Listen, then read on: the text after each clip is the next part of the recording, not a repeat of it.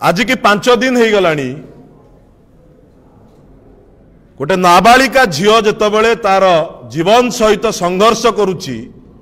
गण दुष्कर्म है भुवनेश्वर कैपिटल हॉस्पिटल रे तार चिकित्सा चली घरे न खाई न पी 4 दिन धरी बुढ़ा जेजे बापा अपेक्षा करिछि जे मो नातुणीर अवस्था किभली अछि।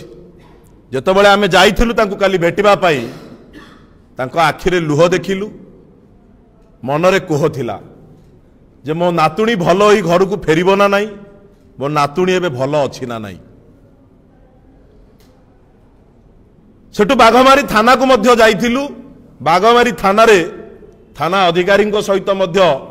कांग्रेस दल तरफ आम आलोचना करूँ जे यही घटना रे संपृक्त थिबा जो राक्षस माने अछंती एथिरे सेमानंक ऊपर एपर्यंत कौन पे कार्यानुष्ठान निया जायनि कौन पे अरेस्ट होना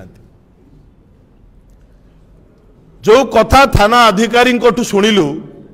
से स्पष्ट बारी होउथिला जे थाना अधिकारी किभली भाबरे असहाय अछंती। सी गोटे दिन पूर्वरु थाना रे जॉइन करिसंती छुट्टी रे थिले कहिले केते जण अरेस्ट होइछंती सी जानि नाहंती कहिले बड़ थाना अधिकारी बड़ पुलिस ऑफिसर केस को निजे हैंडल करूछंती बेली कहिले आ सबटु दुख सेतेबेले लागिला जेतेबेले झियर अवस्था केमिति अछि हमें पचारिलु थाना अधिकारी कहिले गत काली झियर स्वास्थ्य अवस्था कौन थिला हमें बुझितलु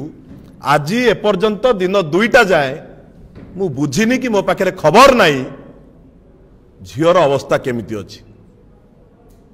तापरे आम मनरे जो संदेह घनीभूत होइथिला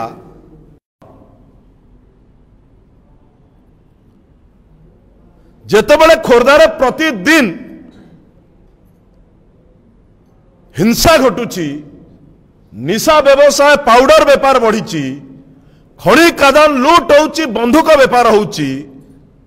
तार अपर पार्श्व आम संसदीय क्षेत्र आउ गोटे झील जहाँ सहित गणबलात्कार होइची जे निज जीवन सहित संघर्ष करुची तापाई मध्य चिंता करिवार आवश्यकता अछि। विधायक माने सांसद मुख्यमंत्री समस्ते गोटे झीर खुशी मनइले एमती ओडिशा रे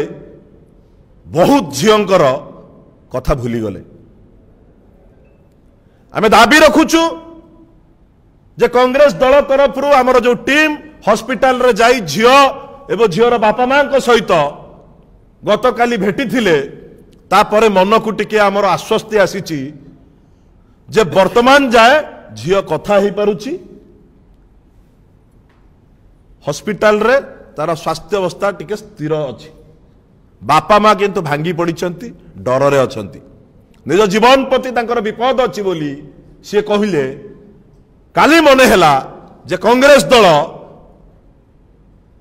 एक एभली दायित्वपूर्ण विरोधी दल दायित्व संपन्न विरोधी दल जे से बापा मां काली कांग्रेस दलर जो आमर नारी नेत्री माने झील को भेटिबा पाई हॉस्पिटल जाइथिले बापा मां कांदी कहिले जे आमर कहा उपरे भरोसा नहीं आमे आपणक उपरे भरोसा करिछु कांग्रेस उपरे भरोसा करिछु आम जीवन एबे विपदपूर्ण अवस्था रे अछि आपण माने टिके हमकु साहाय्य करिवे सहयोग करिवे। मु दाबी रखिबा पाई चाहे कांग्रेस दल तरफ जो दलित आदि जो दलित नाबालिका झील सहित गणबलात्कार होइछि तार ट्रीटमेंट संपूर्ण रूपे सरकार दायित्व नियंतु भलरे तार कोभली भाव चिकित्सा हो पार भलरे चिकित्सा घर को भल हो पार से सरकार दायित्व नियंतु सेही नाबालिका झील एवं तार परिवार जो भली भाव न्याय पाइब भल ही घर को फेरिला पर मध्य तार परिवार जो न्याय पाइब से झील जमिति तार भविष्यत